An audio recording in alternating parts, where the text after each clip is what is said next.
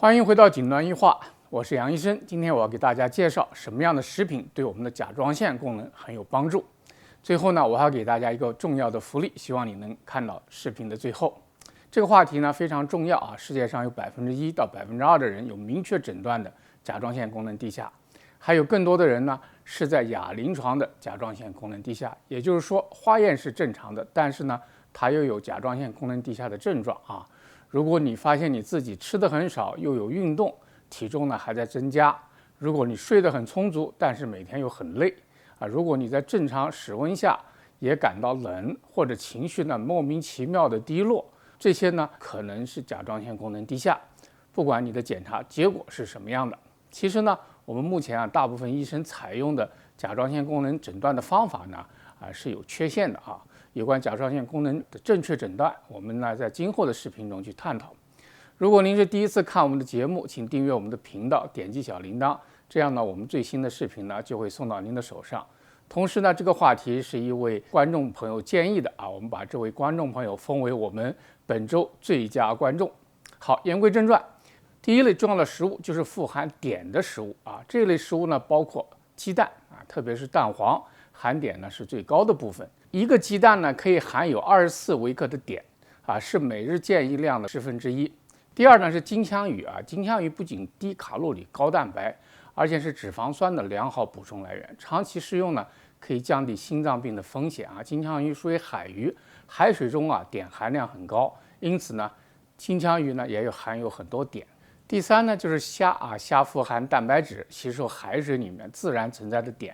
85克的虾呢，碘的含量大概有35微克，相当于我们建议每日量的23%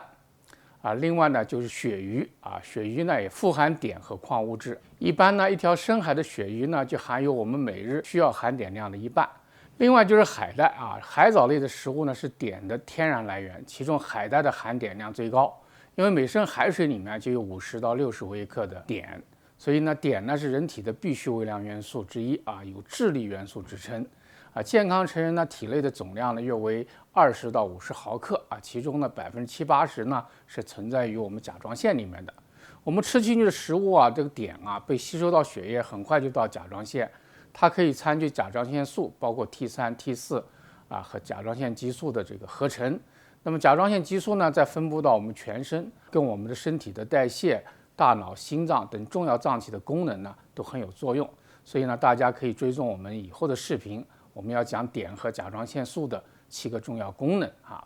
那么如果碘缺乏呢，就会产生甲状腺肿大啊、结节。那么甲状腺功能低下呢，在上个世纪20年代的话，实际上是人体的精神和生理健康的一个重大威胁。目前呢，对19岁以上的成年男女呢，我们建议他每天需要的量大约是150微克啊。怀孕的、哺乳期的妇女呢，可能要吃到225微克到295微克。当然了，每个人的实际需要量是不一样的，要因人而异啊。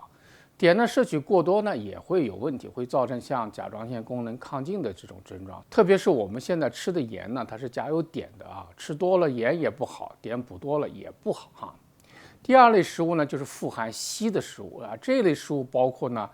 巴西坚果啊，1个盎司的巴西坚果呢，大概6-7个坚果有544微克的硒；3盎司的比目鱼、沙丁鱼、虾、火腿呢，都有40微克以上的硒。牛肉、鸡肉、火鸡肉、全麦食品呢，也都有大概20微克以上的硒。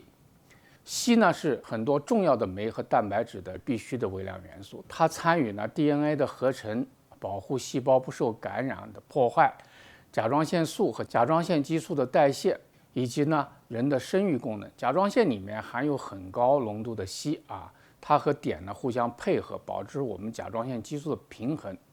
那么硒呢还能促进我们的免疫功能啊，保护我们的头发、皮肤和指甲。它常常和其他的抗氧化剂，像维生素 C 啊、E 啊来合用的啊。每个人根据自己的情况，成年人呢，哺乳期的妇女呢，大概呢每天要用到50个微克。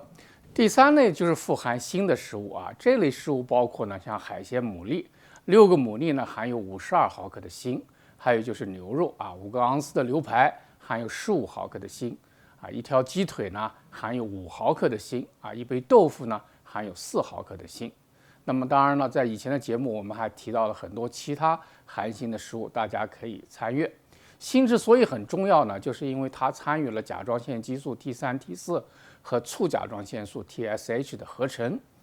那么另外一个呢，就是富含铁的食品了。那么这一类食物呢，包括像哈利啊，就是这种带壳的这种水生物啊。那么100克的这个哈利呢，就有3毫克的铁啊，是我们每天需要量大概17%。还有就是菠菜啊，100克的菠菜呢含有2.7毫克的铁，是我们每天需要量的15%